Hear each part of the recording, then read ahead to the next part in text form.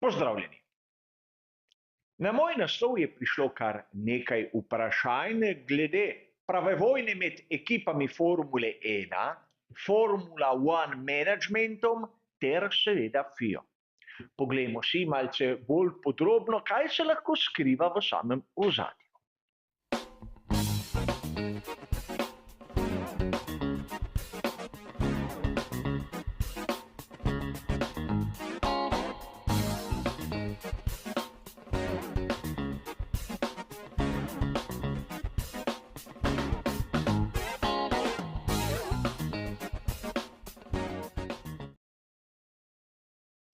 Komaj pred dnevom sem v 49. komentarju novic omenil izjemno groteskno situacijo, ki se dogaja v zaodrju Formule 1.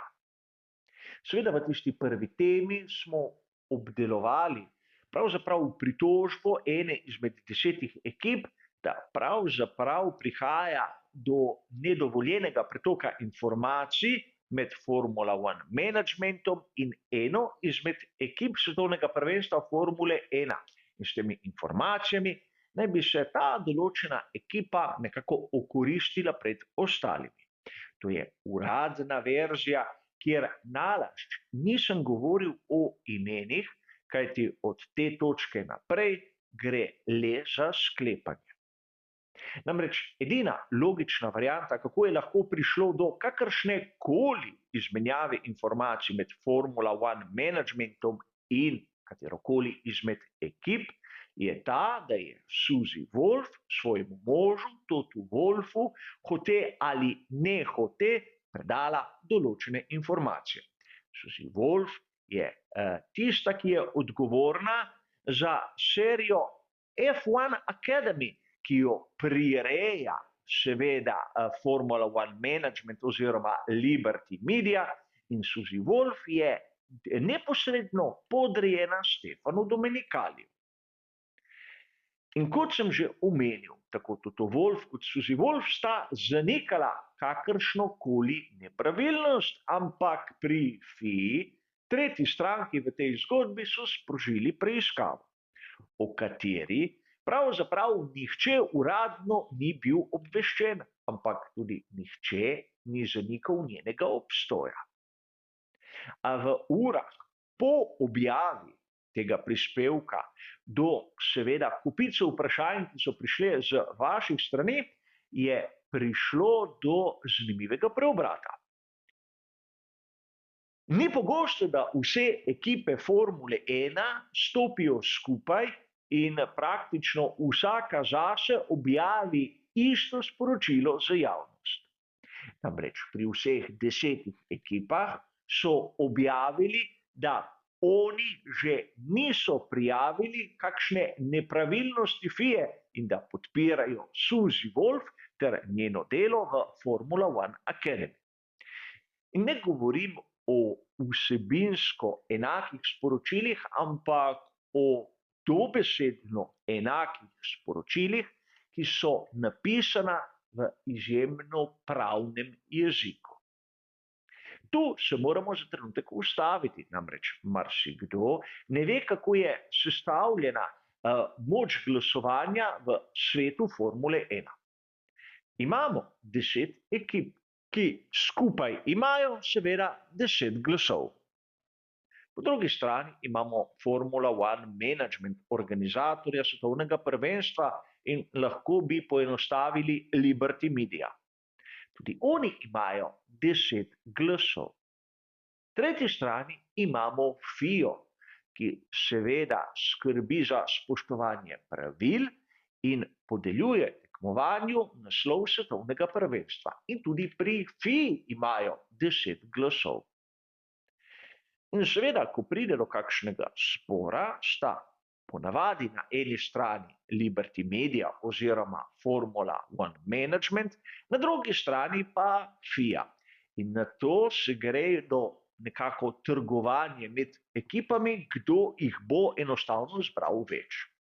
In tu prihaja do določenih zakulisnih igric, kjer se dogajajo politični pritiski, ki jih najpogosteje vidimo tako, da ekipe vezane na določenega dobavitelja pogonskih sklopov glasujejo enotno. Seveda, za pričakovati je, da na primer Red Bull in ekipa, ki jo danes poznamo kot Alfa Tauri, bosta glasovala enako. In to je nekaj običajnega v svetu Formule 1. A tokrat se je zgodilo, da pravzaprav na stran Liberty Media oziroma Formula One managementa so se postavili kar vsi, kar se tiče ekip Formule 1. In to je potisnilo FIO dobesedno v kot. Zanima me, kaj bo objavljeno v naslednjih dneh, kajti ukolikor je res prišlo do preiskave, ker ga je sprožila pritožba ene ekipe, pri FII imajo dokumente. In zato, ker so pri vseh ekipah objavili, da oni že tega niso storili, enostavno nekdo laže. A če ste pozorno poslušali moj prispevek v komentarju samih novic, ste verjetno zasledili, da sam osebno, če bi že moral s prstom pokazati na nekoga, bi si izbral Kristjana Hornerja. In to ne zato, ker bi imel neke zakulisne informacije, ampak ker karakterno pri Red Bullu se mi zdijo sposobni kaj takega. In verjetno nisem bil edini, ki je imel takšno mišljenje, takšne namige. Kristjan Horner je prišel pred kamere britanskega Skya, podal izjavo, kjer je zatrdil, da podpira Suzy Wolff, podpira Formula One Academy in da on kakšne prijave zagotovo ni podal. Ne gre za to, da bi moje mnenje vplivalo na kogarkoli, ampak zato, da mnogi, ki nekako spremljamo Formulo 1, smo mislili dokaj podobno. Namreč v tistih virih, ki so na razpolago, nekako kar večina komentatorjev meni, da pri Red Bullu bi bili sposobni kaj takega. Kot drugo opcijo, ampak bistveno manj verjetno, se omenja Zacka Browna pri McLarenu, ki je tudi znan po tem, da rad ustvarja zdrahe, ampak Brown je seveda podpisal z Mercedesom dolgoročno pogodbo, kar se tiče pogonskih sklopov, in ne bi bilo preveč modro delati zdrahe. A pustimo sedaj to. Tako Kristjan Horner kot vsi ostali trdijo, da oni tega niso storili. Pri FII trdijo, da je nekdo sprožil postopek in, kot sem povedal, tu nekdo laže. A bistveno je razumeti, zakaj prihaja do tega spopada, zakaj prihaja do tega konflikta. Po mojem osebnem videnju so pravzaprav mnogi znotraj Formule 1 naveličani predsednika FIE. Mohamed Ben Sulayem je verjetno trn v peti že mnogim.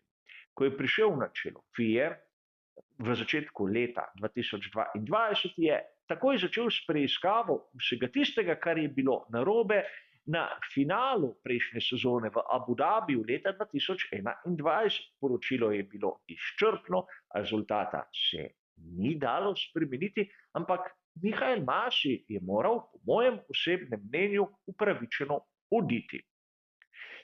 In to ni zašteti v slabo sedanjemu predsedniku FIE. A kar naenkrat je začel dobesedno solirati z dvema direktorjema dirk, kjer smo videli, da napake so se vrstile in vrstile, z njegovim videnjem, njegovim vmešavanjem v tisto, kar je po mnenju mnogih ekip njihova domena. In konec koncev, če smo iskreni, mnogim Mohamed Ben Sulayem ni všeč tudi zaradi njegovega izvora. Verjetno ste opazili, da na arabskih dirkah svetovnega prvenstva Formule 1 je Mohamed Ben Sulayem oblečen v tradicionalna arabska oblačila. Verjetno njegov izvor nekoga moti, mene osebno ne. Kako je oblečen, me pravzaprav ne briga, to ga ne naredi ne dobrega in ne slabega. A verjetno marsikdo je tudi spregledal, da v družini Mohameda ben Sulejema se je pred kratkim zgodila kar močna tragedija. Namreč v prometni nesreči je umrl njegov sin, tudi zato se je predsednik FIE, čisto razumljivo, malce umaknil iz javnega življenja. Ne vidimo ga več tolikokrat podajati izjave, ali pa tudi ni več tako prisoten v tistem vsakodnevnem dogajanju, ki se vleče okrog Formule 1. Razumljivo je, da v tem trenutku je malce šibkejši od tistega, kar bi lahko pričakovali. In prav zato so lahko nekateri izkoristili to priložnost. Dobesedno hočejo izsiliti, da se bo predsednik FIE nekako odrekel svoji funkciji ali izsiliti kako drugače njegovo menjavo.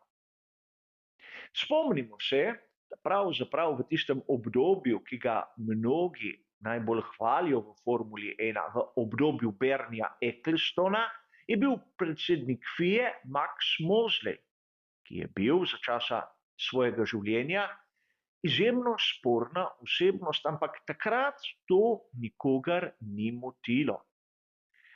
In verjetno v ozadju se sedaj v tem trenutku bije podoben boj. A v tem primeru lahko vidimo, da ekipe Formule 1 so na strani Liberty Media in da FIA je tam v ozadju. In zanimivo je še neko dejstvo. Namreč Suzy Wolf je glavna odgovorna organizatorka Formula 1 Academy, ki je seveda pod okriljem Formula 1 managementom, in v tem tekmovanju nastopajo mnoge podružnice ekip Formule 1, ampak to prvenstvo ni pod okriljem FIE.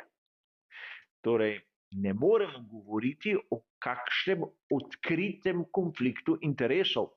Kot sem vam že omenil v komentarju, sam nisem videl nobene zadeve, zakaj bi morala biti funkcija Suzy Wolf sporna. A seveda vsakdo lahko določene zadeve vidi drugače, a vsekakor bomo o tej temi v prihodnosti še govorili, kajti videli bomo, kdo bo na koncu zmagovalec.